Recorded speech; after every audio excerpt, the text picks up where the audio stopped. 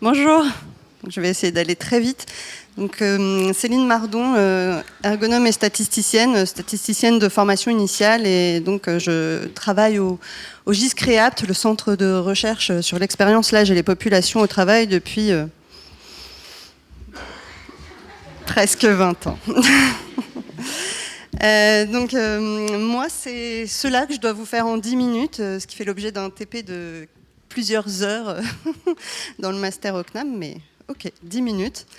Pour réussir à le faire, je vais me baser sur un article d'une page dans Santé et Travail, la revue Santé et Travail, qu'avait fait Anne-Françoise Molinier il y a quelques années, intitulé « Comment faire une très mauvaise enquête ». Donc je vais reprendre les points de ce papier-là et vous montrer pourquoi c'est le contraire qu'il faut faire avec des illustrations express, on va dire. Donc voilà, elle commençait son papier en disant « Il n'est pas rare qu'une enquête en entreprise censée éclairer un problème de santé au travail soit menée en dépit du bon sens et de certaines règles élémentaires. » Et donc elle faisait un petit résumé sarcastique de tout ce qu'il ne faut pas faire. Donc déjà, pour faire une très mauvaise enquête, d'abord on prépare le questionnaire discrètement entre spécialistes. Et puis, par ailleurs, on considère, une fois le questionnaire terminé, que l'essentiel du travail est fait. Donc, non. Et parce que monter une opération par questionnaire, c'est non seulement choisir des questions et leurs réponses, mais aussi tout ce que vous voyez là, définir un champ d'enquête, établir un mode d'échantillonnage, choisir une période de passation, organiser la diffusion, le remplissage, le recueil, les tests du questionnaire en amont de la passation, prévoir le codage et la saisie des données, et bien sûr, au fil de tout ça, garantir l'anonymat des répondants, à la fois au travers du questionnement mis en place, mais aussi des analyses menées derrière. Et donc, voilà, il s'agit bien d'un protocole qui doit aborder toutes les facettes du dispositif d'investigation par questionnaire et pas juste prévoir des questions et les réponses associées. Et c'est un protocole qui nécessite une construction collective qui va impliquer des personnes ressources dans le milieu investigué. Des chargés de communication, des représentants syndicaux, des managers de proximité, des acteurs de la santé au travail. Voilà, ça peut être beaucoup de monde. Je peux vous donner un exemple d'un questionnaire dans un centre commercial il y a une dizaine d'années qui avait été mis en place suite à des investigations qualitatives par un cabinet d'ergonomes consultants voilà,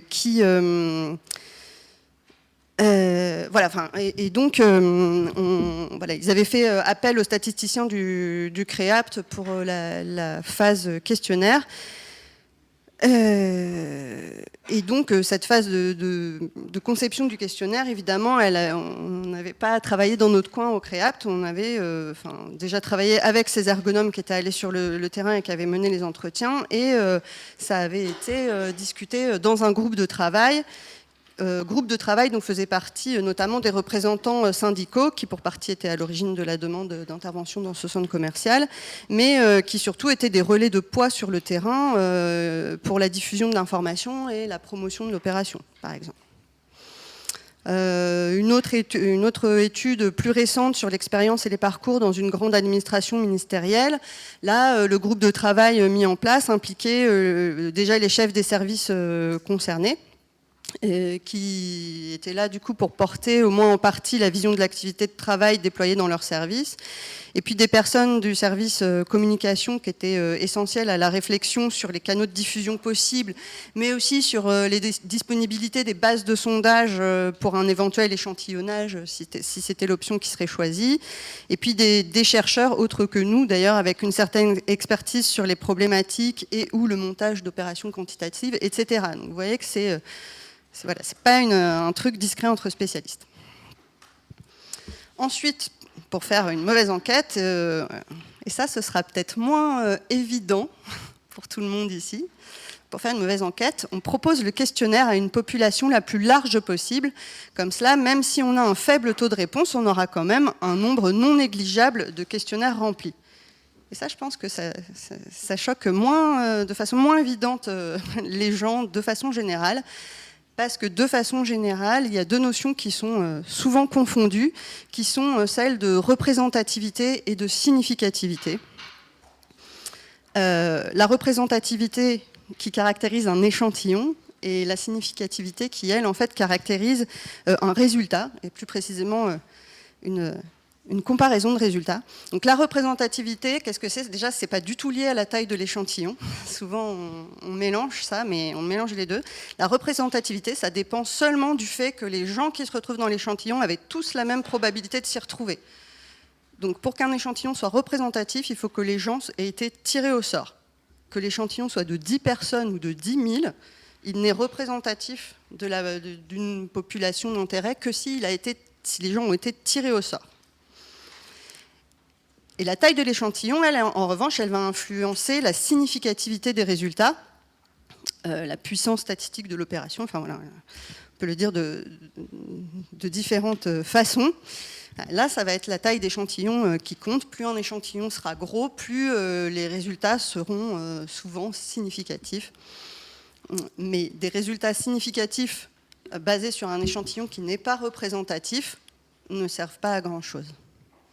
Mettons qu'une entreprise compte 3000 salariés et qu'il y ait 1 sur 3 qui répond au questionnaire qu'on y diffuse, on peut s'imaginer qu'avec ces 1000 réponses, on a une taille d'échantillon conséquente, mais les répondants, en fait, ça peut être ceux qui souhaitent le plus se plaindre, ou au contraire, les plus concernés par la problématique du questionnaire auront refusé de répondre pour marquer leur distance vis-à-vis du management, par exemple. On n'en sait rien, et on ne pourra jamais le savoir, et dans ces conditions... on ne sait pas comment interpréter les résultats. Et il aurait mieux valu distribuer des questionnaires à seulement 500 personnes tirées au sort et mettre le paquet pour être sûr d'avoir le taux de réponse le plus élevé possible. Et là, on aurait un échantillon plus petit, certes, avec des résultats peut-être moins significatifs, mais en tout cas basé sur un échantillon plus digne de confiance. Ouais, je peux donner comme exemple très rapidement l'enquête interactive Parlons Travail qui avait été déployée à l'initiative de la CFDT en 2016. Il y avait eu 200 000 répondants, dont 160 000 salariés, mais aucune assurance qui soit représentative de la population en France. C'était une consultation, donc les répondants, c'est les gens que le sujet interpellait, qui avaient le temps de répondre, qui maîtrisaient suffisamment l'outil informatique et Internet, parce que c'était ce canal-là de passation, etc.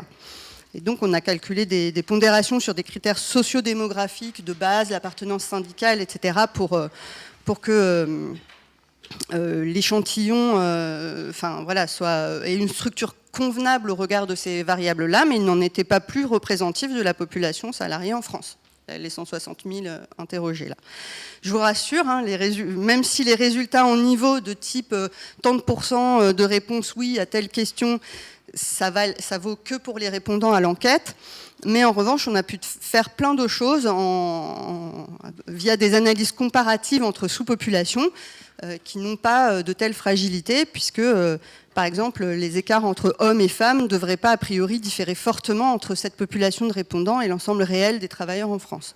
Donc on a pu regarder tout de même beaucoup de choses intéressantes, et là, pour le coup, le grand nombre de répondants permettait d'investiguer en comparatif à des degrés de détail inédits avec des résultats significatifs grâce à ce grand nombre de répondants. Je sens que je prends trop de temps.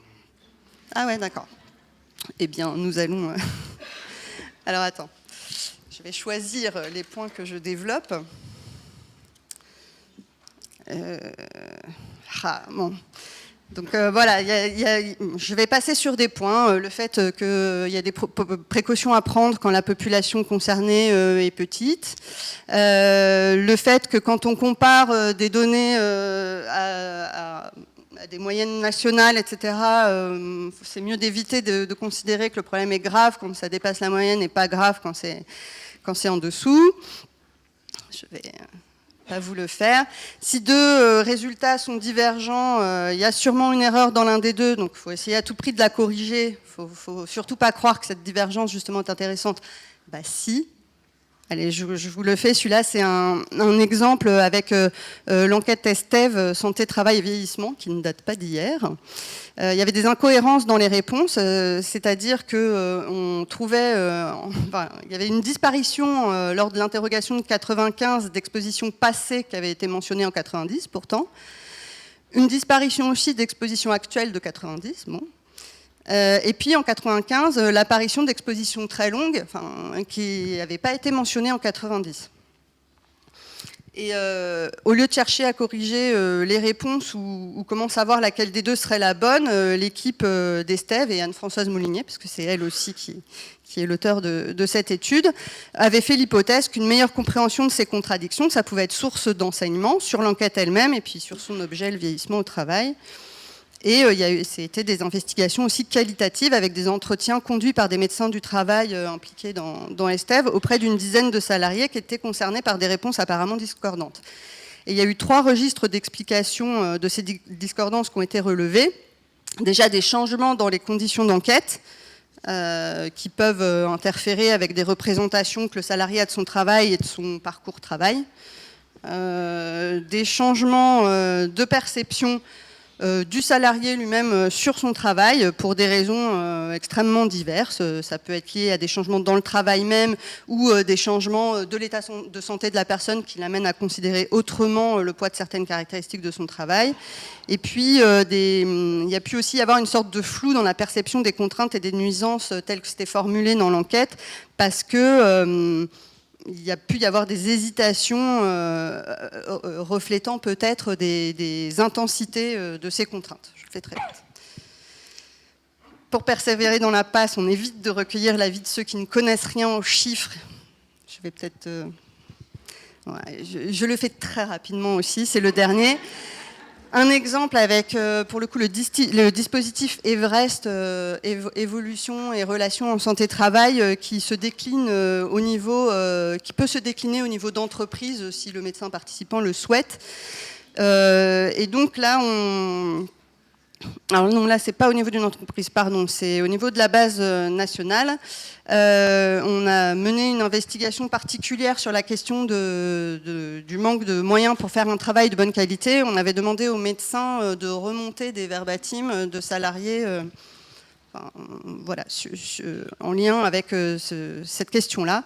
Et donc, de façon totalement quantitative, en analysant les données, on trouvait que ça concernait un salarié sur 8, que c'était en lien avec un certain nombre de situations défavorables dans le travail, que je vous laisse lire, et que c'était en lien aussi avec davantage de troubles de santé physiques et neuropsychiques.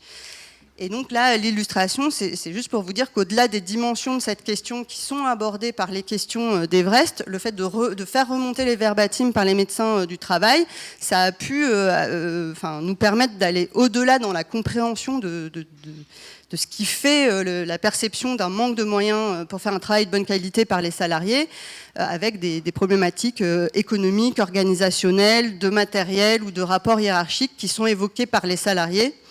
Et j'affiche quelques verbatims qui viennent illustrer cela et que vous pourrez lire dans les diaporamas mis à disposition à la suite. Je conclus. Donc je n'ai pas tout abordé, mais vous pourrez aller retrouver ce papier d'Anne-Françoise. Et puis, bien entendu, tout cela relève de la fiction, d'une caricature, comme elle le concluait. Vous n'avez jamais vu passer une enquête de ce genre, et c'est tant mieux. Et j'ai ajouté quelques éléments de biblio pour qui veut.